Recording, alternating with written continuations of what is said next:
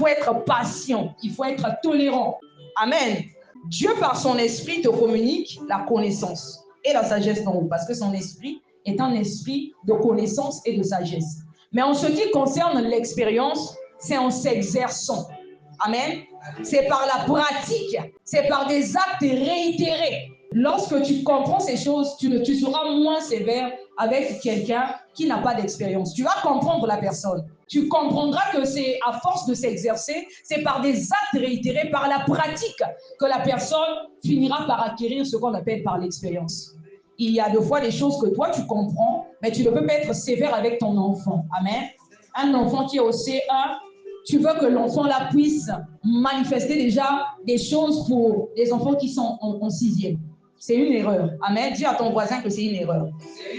Alors, on ne peut parler de la sagesse sans pour autant parler du discernement.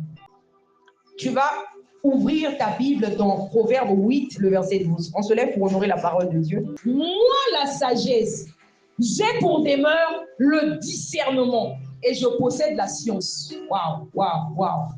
Lorsqu'on parle de la science, on te parle là du savoir. Moi, la science, j'ai pour demeure le discernement. Et je possède la science de la réflexion. Lorsqu'on parle de la science de la réflexion, on parle de l'art de la réflexion, donc l'intelligence. C'est une façon de te dire que une personne qui manque de discernement, en réalité, manque de sagesse. Moi, la sagesse, c'est-à-dire on ne peut pas dissocier le discernement de la sagesse. Si tu manques le discernement, c'est la preuve que tu manques de sagesse. Et la Bible dit que celui qui manque de sagesse la demande. Amen. À Dieu qui donne à tous. Et c'est quoi le discernement? Le discernement, c'est la capacité à mieux percevoir et comprendre les situations et personnes. Suis bien cette définition. Amen. C'est la capacité à mieux percevoir et comprendre les situations et personnes, à distinguer le bien du mal, la vérité de l'erreur. C'est-à-dire, les gens qui ont le discernement, ce sont les gens qui ont la capacité d'anticiper. Moi, je connais quelqu'un comme ça. Amen. C'est-à-dire, vous pouvez tous vous mettre en train de condamner quelque chose. C'est quelqu'un qui va loin. Là où toi, de fois, tu peux t'arrêter, la personne là a une vision plus grande, une vision plus large. Pourquoi? C'est ce qu'on appelle par le discernement.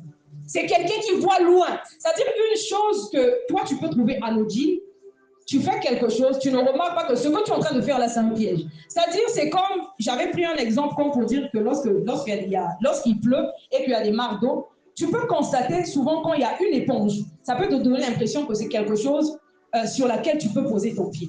Et quand tu poses le pied, tu te rends compte que c'est une éponge. Tu t'enfonces. Amen. Celui qui a le discernement, quand il arrive, vous tous, vous voyez que c'est un truc où on peut déposer le pied et passer. Lui, il sait que si tu déposes ton pied là, tu vas foncer. Ça, c'est ce qu'on appelle par le discernement. C'est là où vous allez voir que tout le monde peut s'agiter sur une situation, tout le monde peut agir de la même façon. Il y a quelqu'un qui dit non, non, non, il y a quelque chose là. Le discernement, c'est la capacité à mieux percevoir. Tu vois loin. Et les gens qui ont le discernement, la plupart des temps, souvent, ce ne sont pas les gens qui vont dans le mouvement de masse. Amen. C'est-à-dire, là où tout le monde va, vous allez remarquer que c'est quelqu'un qui est un peu réticent. Pourquoi? La personne discerne. Ce n'est pas quelqu'un motoloyengete. Amen. C'est très important de discerner les choses.